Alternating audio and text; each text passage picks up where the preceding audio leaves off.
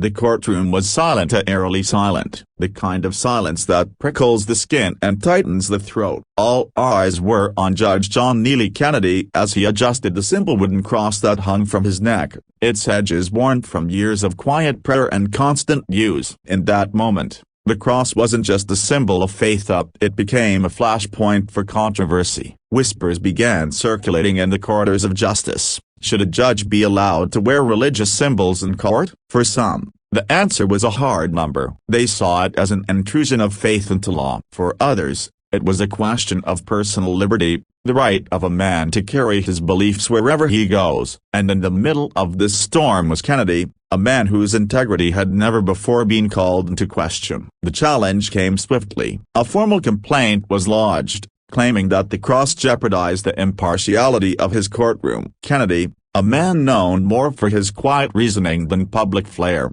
suddenly found himself at the center of a heated national debate. Newspapers painted him as a zealot, activists flooded social media with outrage, and television pundits lined up to pick apart every aspect of his personal and professional life.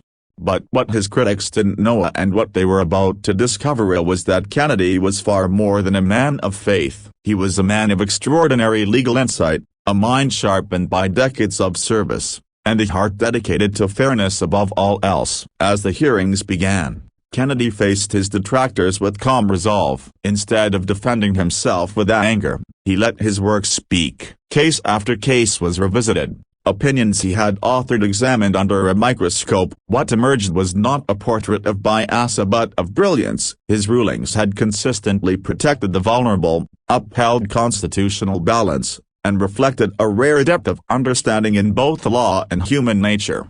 One case stood out. Years earlier, Kennedy had presided over a grueling battle between a major corporation and a group of small-town farmers. Against immense pressure, he had sided with the farmers, crafting a decision so airtight that it is still cited today in law schools across the country. His reasoning had not only been legally sound, it had been visionary, anticipating the very arguments that corporate lawyers would use in future cases.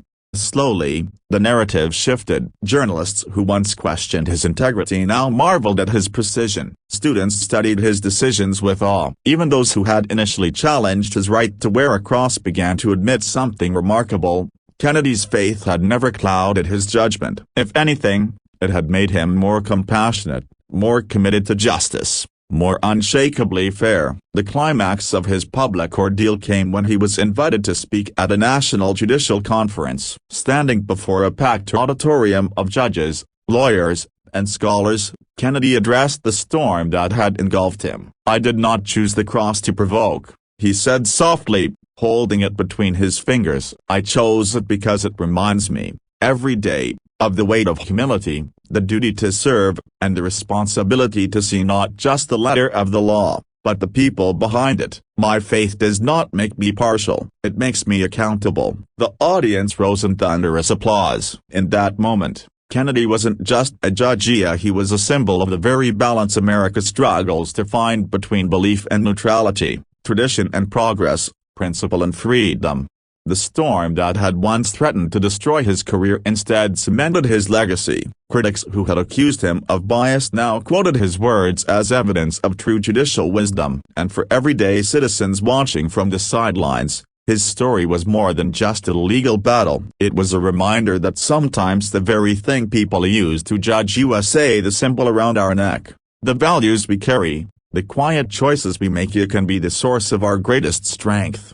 Judge John Neely Kennedy's ordeal became a turning point not just for his career, but for the larger conversation about faith, freedom, and the law. What began as an attempt to shame him for wearing a cross ended with the revelation of his legal genius. And perhaps the most powerful lesson of all was this: greatness is not found in hiding who we are, but in allowing our integrity, our compassion, and our courage to shine through even when the world doubts us.